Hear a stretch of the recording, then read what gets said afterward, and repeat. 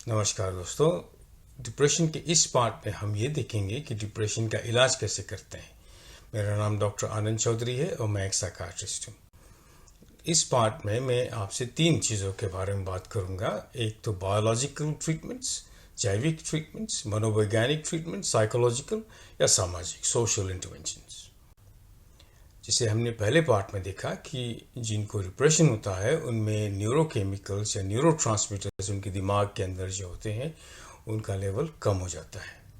खास करके 3 न्यूरोकेमिकल्स होते हैं। एक तो डोपामिन जो रिवॉर्ड पाथवे में अक्सर इन्वॉल्व होता है, दूसरा सेरोटोनिन जो हमेशा साइकोलॉजिकल सिम्टम्स जो है उनके बारे में या उनमें ज़्यादा कम हो जाता है, और तीसरा है नॉरएपिनेफ्रिन जिसकी वजह से जो सोमैटिक सिम्टम्स है, नींद न आना या भूख नहीं लगना या एनर्जी लेवल्स कम हो जाना, उनमें ज़्यादा इन्वॉल्व होता है।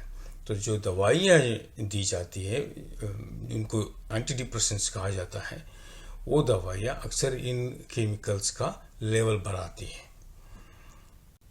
दोस्तों, कई बार होता ये है कि मेडिकेशन या दवाइयों से फ़र्क नहीं पड़ता है, तो उस केस में जिसको हम डायरेक्ट ब्रेन स्टिमुलेशन बोलते हैं वो उसका इस्तेमाल करना पड़ता है।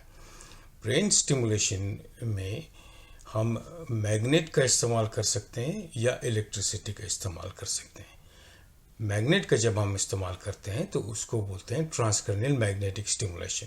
आप देख सकते हैं इस चित्र में इस महिला के सर के ऊपर मैग्नेट रखा गया है जो मैग्नेटिक स्टिमुलेशन पास करता है, और मैग्नेटिक स्टिमुलेशन की वजह से जो न्यूरोकेमिकल्स है उनका लेवल ठीक हो जाता है धीरे धीरे। एक ट्रीटमेंट करीबन 30 से 40 मिनट रहती है। पेशेंट को दर्द नहीं होता है, ठप ठप ठप ठप ऐसा फीलिंग होता है, लेकिन दर्द नहीं होता है, और पेशेंट बाकायदा क्लिनिक ड्राइव करके जा सकता है और घर भी आ सकता है, तो वैसी कोई दिक्कत नहीं है। और डिप्रेशन के एक कोर्स में एटलीस्ट 30 ट्रीटमेंट लेनी पड़ती है। ब्रेन स्टिमुलेशन का दूसरा तरीका है इलेक्ट्रोकन्वल्सिव थेरेपी, जिसमें हम इलेक्ट्रिसिटी का इस्तेमाल करते हैं, जिसके लिए आपको अस्पताल जाना ज़रूरी है क्योंकि इसमें एनेस्थेशिया इन्वॉल्व रहता है। एनेस्थेशिया देने के बाद एक छोटा सा करंट आपके दिमाग को दिया जाता है जिसकी वजह से भी न्यूरोकेमिकल्स ठीक हो सकते हैं। दोस्तों, ईसीटी के बारे में बहुत सारी गलतफहमियां, लेकिन मैं आपको आश्वस्त करना चाहता हूं कि ये बहुत ही असरदार या इफ़ेक्टिव ट्रीटमेंट है डिप्रेशन के लिए। आइए जानते हैं नींद के नियमों के बारे में। सबसे पहले तो मैं ये बताऊंगा कि नींद का सबसे महत्वपूर्ण नियम ये है कि नींद का एक निर्धारित समय होना चाहिए। हमें एक निर्धारित समय पे सोना चाहिए और निर्धारित समय पे उठना चाहिए। आयुर्वेद में भी ये कहा गया है कि 8 से 12 के बीच में आपका जो कफा दोष आता है, जो आपको नींद में सहायता करता है, वो 8 से 12 के बीच में ज़्यादा प्रक्रिया रहता है। तो अगर आप इसके दरमियान सोएंगे तो आपको नींद आने में आसानी हो जाएगी। ऑफ कोर्स नींद के 3 से 4 घंटा पहले खाना खाना है, जो नींद की जो जगह है उसको साफ रखना है, जो बिस्तर है उसको सिर्फ नींद के लिए यूज़ करना है, और कैफीन आदि से बचना है। ये सब नियम फॉलो करेंगे तो आपकी नींद अच्छी हो जाएगी। एक्सरसाइज के तो बहुत सारे फ़ायदे हैं दोस्तों।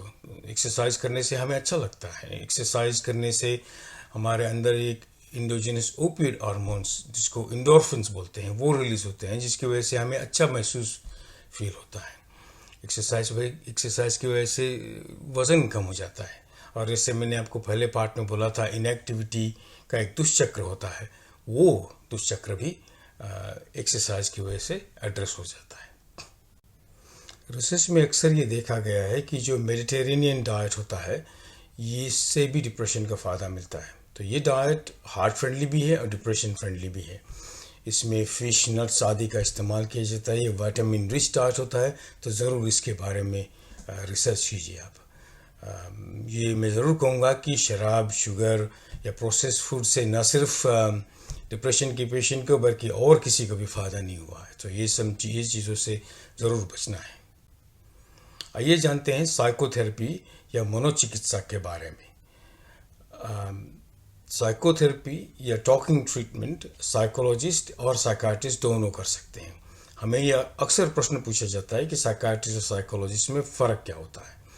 तो साइकाट्रिस्ट जैसे मैं हूँ, मैं एक डॉक्टर हूँ और मनोचिकित्सा भी कर सकता हूँ। साइकोलॉजिस्ट डॉक्टर नहीं होता है, वो दवाई नहीं दे सकता है। शायद इसीलिए वो लोग टॉकिंग ट्रीटमेंट में ज़्यादा असरदार हो जाते हैं। टॉकिंग ट्रीटमेंट्स कई तरह के होते हैं, लेकिन मेनली अगर देखा जाए तो पहले तो व्यवहार चिकित्सा होती है, बिहेवियरल इंटरवेंशंस, जिसमें ये माना जाता है कि व्यवहार में बदलाव की वजह से एहसास या इमोशंस में फ़र्क पड़ेगा। दूसरा संज्ञानात्मक चिकित्सा, जिसमें ये सोचते हैं कि हमारी सोच हमें कैसे महसूस हो रहा है ये निर्धारित करती है। तीसरा है अंतर्वैयक्तिक चिकित्सा, इंटरपर्सनल थेरेपी, जिसमें आपके जो रिलेशनशिप्स हैं उनको कोर माना जाता है। फैमिली थेरेपी, जिसमें फैमिली की वजह से प्रॉब्लम से ऐसा सोचते हैं और फैमिली को ट्रीट करते हैं। और ग्रुप इंटरवेंशंस या ग्रुप थेरेपी, जिसमें इंसान जो थेरेपिस्ट है और ग्रुप में जो बाकी लोग हैं उनके एक्सपीरियंस की वजह से अपने आप की मदद करता है। तो मैं ये ज़रूर कहूँगा कि साइकोथेरेपी उतनी ही असरदार होती है जितनी कि मेडिकेशंस होते हैं। रिलैक्सेशन से भी ज़रूर फ़ायदा होता है।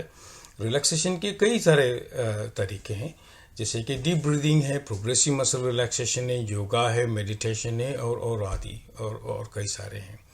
डीप ब्रीदिंग में करना यह है कि हमारी जो ब्रीदिंग है उसको डीप करना है, उसको मोर कंट्रोल करना है।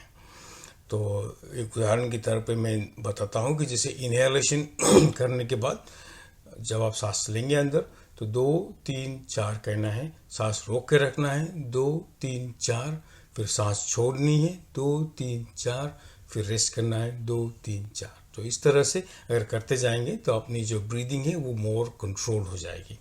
प्रोग्रेसिव मसल रिलैक्सेशन में भी ये कर सकते हैं कि हमारे टो से लेके सर तक जो इंडिविजुअल ग्रुप मसल्स है उनको कॉन्ट्रैक्ट करना है, रिलैक्स करना है। आप गूगल पे सर्च कर सकते हैं, कई सारे वीडियो और ऑडियो रिकॉर्डिंग्स आपको मिल जाएंगे। प्रोग्रेसिव मसल रिलैक्सेशन करने के लिए करीबन 10 से 15 मिनट लगते हैं, लेकिन ये बहुत ही असरदारी है और मैं हाईली रिकमेंड करूँगा।